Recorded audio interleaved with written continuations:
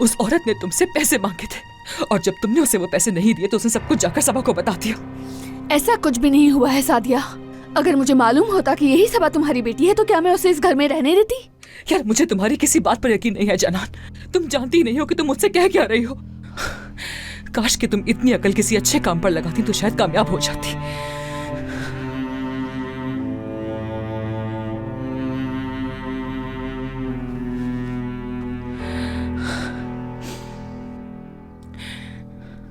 Please मुझे अकेला छोड़ दो, तुम्हारी शक्ल नहीं देखना चाहती हूँ। सादिया, अगर सबा के बारे में मुझे मालूम होता तो क्या मैं उसे नौकरानी बनकर इस घर में काम करने देती? मुझे भी अभी तुम्हारे साथ मालूम हुआ है ये।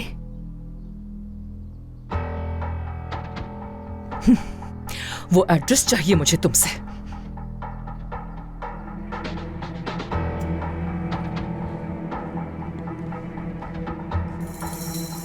अगर तुम उसके पास जाओगी तो उस औरत को मालूम हो जाएगा कि उसका बेटा कहाँ है। और मेरा यकीन करो वो वक्त जाया किए बगैर यहाँ आ जाएगी। मुझे मालूम है तुम सिनान को नहीं खोना चाहोगी।